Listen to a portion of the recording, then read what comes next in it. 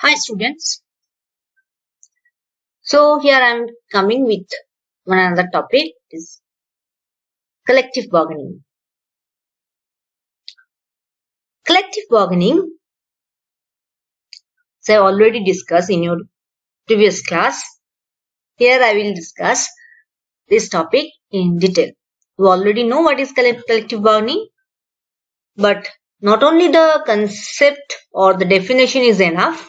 We have to know the other term related to collective bargaining technique, why it is used, and all that. So, the topic of the day was definition of collective bargaining, overview of collective bargaining, process of collective bargaining, types of collective bargaining, examples, advantage, disadvantages, and always conclusion.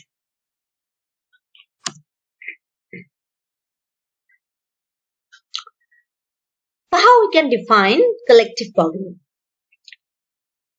Collective bargaining is a method of negotiation among a group of workers and an employer regarding working condition, employment contracts, rules of workplace, overtime pay, basic pay, holidays, vacant time, sick leave, hours of work, health, and retirement benefits, collectively known as the terms of employment.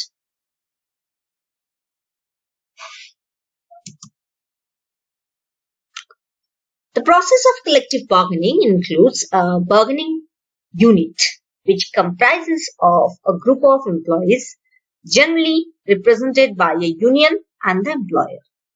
The main objective of this process is to achieve agreement between the two, that is the employer and the employee. The process is a collective and continuous process. This process came into existence in the year of 1891. This process was followed almost everywhere across the globe as it was designed for the betterment and welfare of the employees.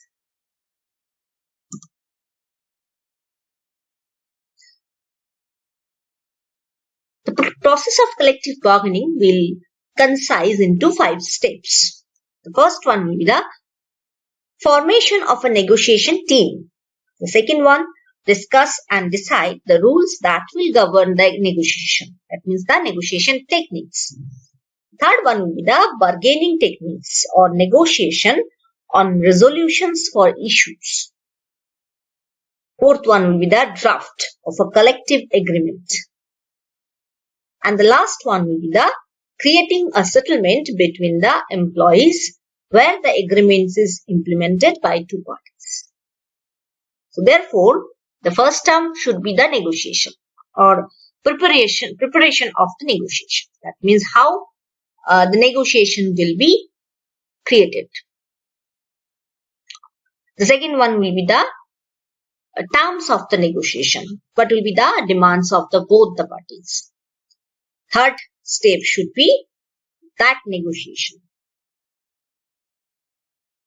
Fourth will be the after negotiation, what agreement you should know or you should meet that the both party will be benefited.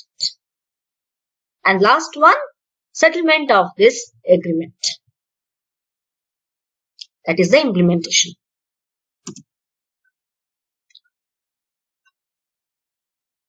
So, although the overall idea of already given to you, but in some situation, collective bargaining techniques will be different from one situation to other. So therefore, here I am classify them as number one will be the distributive bargaining. When looking at the type of collective bargaining, it is important to distinguish between a collective agreement. There are also different types of collective agreement, but these refers to the outcome of the collective bargaining. For instance, there are single union deals, procedural agreement, substantial agreement, and partnership agreement, all of which refer to the agreement that has taken place as a result of collective bargaining process. So, the types of agreement which will be discussed define the category of bargaining process. So, one agreement process is fall under the category of distributive bargaining. So, distributive bargaining is defined as the negotiation process by which one party benefits to the other at the other expense. These usually refer to the redistribution of the income in the form of higher wages, higher bonus, or higher financial benefit. Simply put, anything related to the transfer of money. That means the benefit will be given to one party from the other. In this type of bargaining, the trade union needs to have enough market power to win the negotiation. The employer will want to pay a little in wage, yet in order to convince them to pay more, the trade union needs enough member to provide a significant incentive. In other words, a trade union has 100% of the employer's workforce, that significant power. Should they call a strike, it should cause severe disruption to the employer. Consequently, any distributive bargaining will be skewed significantly in favor of the union. The second type will be the integrative bargaining. Integrative bargaining is whereby both sides aim to benefit in what is seen as win-win bargaining. Both parties may bring together a list of demands by which an agreement reached that benefit both parties.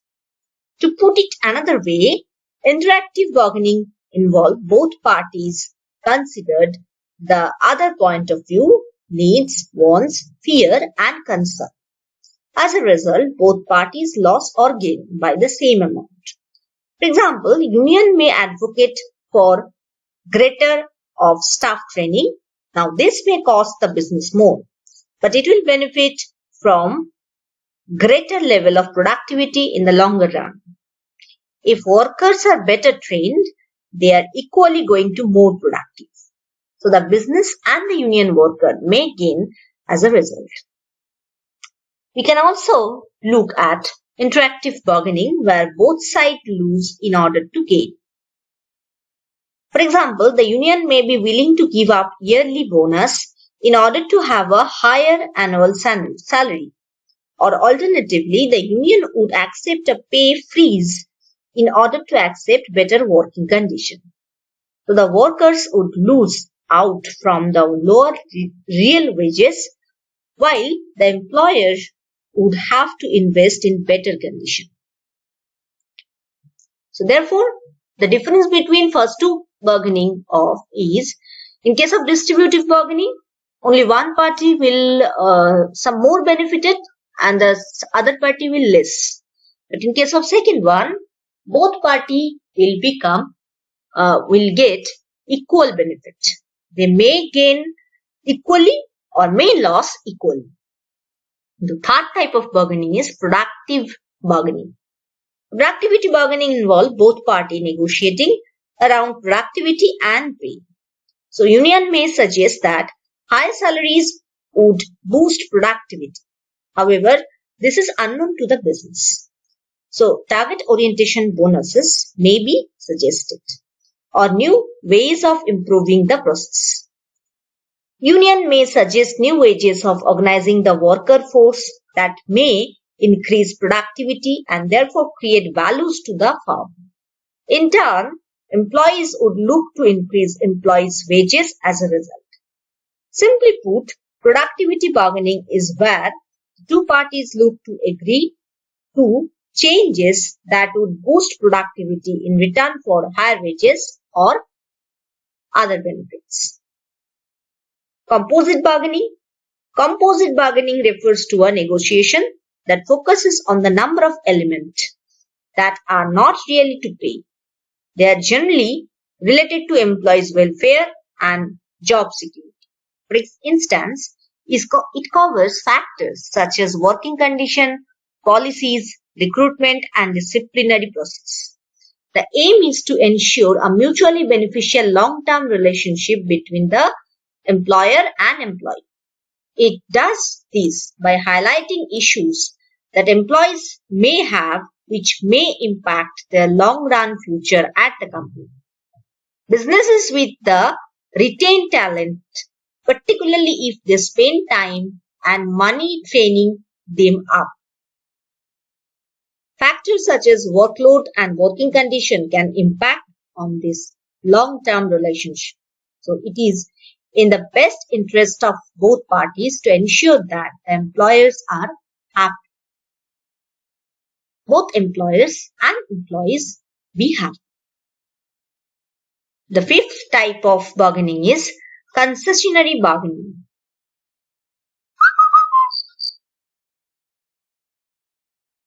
Concessionary bargaining is based on unions giving back previous benefit to the employer. For instance, trade unions may agree to lower wages in return for job security. This may come during an economic decline whereby job security is more important to the union than higher wages. Overall, this may actually benefit the company as they don't have to pay so many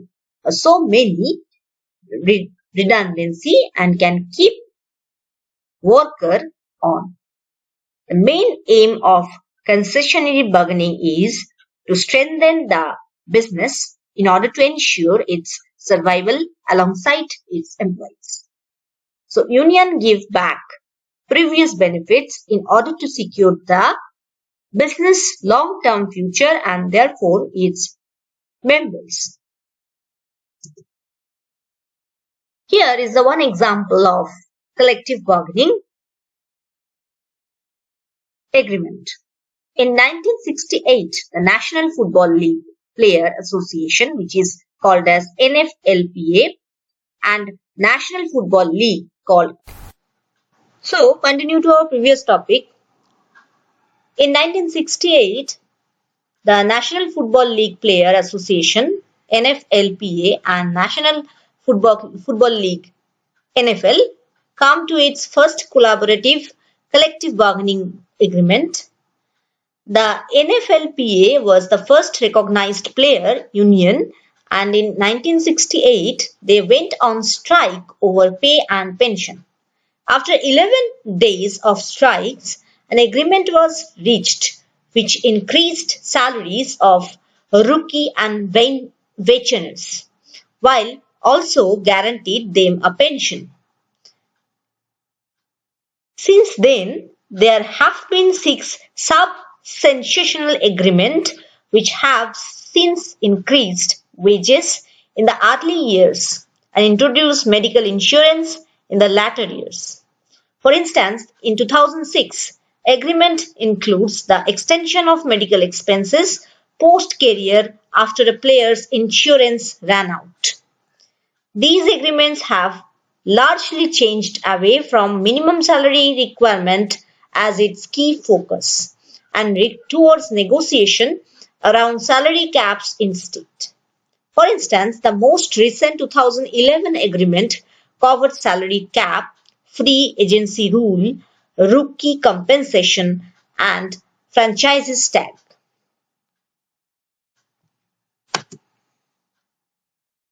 All these are examples of collective bargaining agreement, and this is an example of collective bargaining agreement.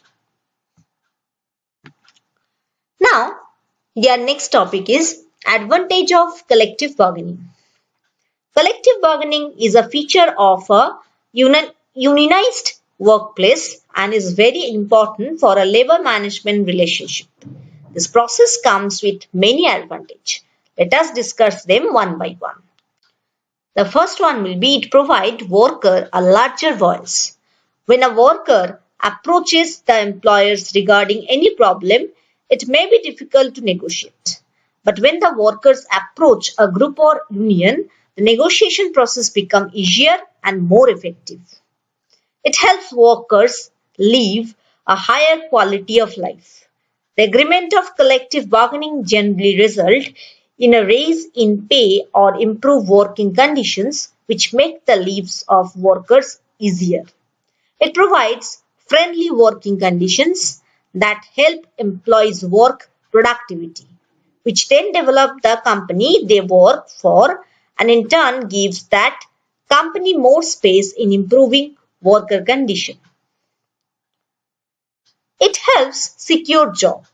When the workers are a part of any union, it becomes difficult for the employers to terminate them at their direction without any substantial reason.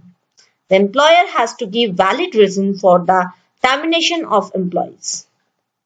It encourages and increases cooperation among the employers and the employees at this process forces both parties to negotiate on terms and conditions which are beneficial for both. It is not one-sided as it takes care of both the parties equally.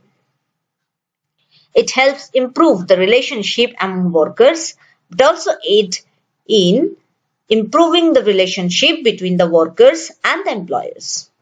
Summing up, we can say that it makes the workplace friendlier. The sixth one, it can be duly modified over time. If the agreement becomes continuous, the list of changes can be developed and gradually negotiated in a contract in the future.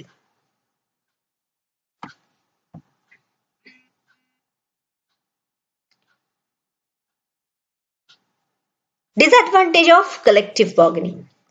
Like the two facts of a coin, every method or process has some positive and negative. Similarly, the process of collective bargaining has its own positive as well as negative. The advantage of this process have been discussed earlier. Now let us discuss the disadvantage of this process. It comes with many risks such as the loss of productivity and inefficiency of worker and employees. The bargaining process takes time which reduces productivity as it keeps both the worker and the employers busy. If they focus entirely on the process of bargaining, they would not be able to work efficiently. It binds the non-union worker, even if they do not get any direct benefit out of the negotiation or negotiated contract. For example, if any labor union decide to go on a strike for any rights of employees against the employee who is not a part of the negotiation contract has to sit on a strike with other employee of the union. It is, as the name suggests, is collective, whereby it is difficult to get everyone to agree on certain discussion or plan. Individuals do not line up with these collective viewpoints, lose their voice as it's the majority that count.